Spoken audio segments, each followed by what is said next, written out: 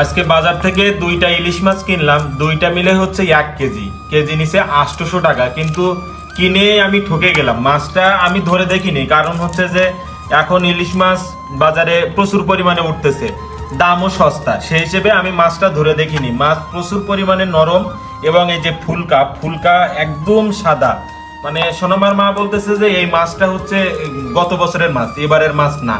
কিন্তু আমি আসলে মাছটা ধরে দেখিনি, কারণ হচ্ছে যে এখন তো ইলিশ মাছের সময়, প্রচুর পরিমাণে ইলিশ মাছ পড়তেছে, হ্যাঁ, সব জায়গায় দেখাচ্ছে খবর, এর জন্য তো বাজারেও প্রচুর পরিমাণে আছে, তাই আমি আর ধরে দেখিনি। কিন্তু 800 টাকাটা আমার জলে গেল সেটা ব্যাপার না, কিন্তু পচা মাছ কিনলাম।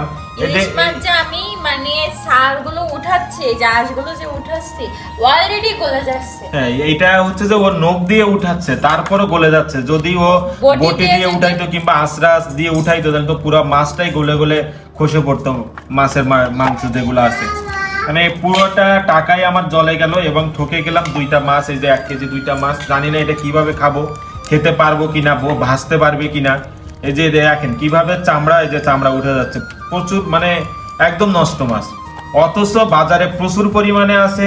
তারপরে না, আমি নষ্ট মাছ কিনিনি, বাজার থেকে বাজারে প্রচুর পরিমাণে মাছ, আমি দুইটা মাছ কিনছি, যে জানি যে এখন তো ইলিশ মাছের সময়, এখন ইলিশ মাছের সময় প্রচুর পরিমাণে বাজারে আসে, এজন্য আমি দেখিনি আর যে টাটকাই হবে, কারণ এখন তো প্রচুর পরিমাণে ইলিশ মাছ ধরা পড়তেছে। সেই হিসেবে আমি এই দুইটা মাছ নিয়ে আসছি, নিয়ে এসেই ঠকে গেলাম। তো বন্ধুরা, আপনারা যারা ইলিশ মাছ কিনবেন অবশ্যই এই দেখে কিনবেন, এই যে একটু চেপে দেখবেন যে নরম আছে কিনা, ফুলকা দেখবেন। আমি সবসময় এটা করি, কিন্তু আজকে করিনি যে পর্যাপ্ত পরিমাণে আছে এর জন্য, তো সেভাবেই আমি ঠকে গেলাম।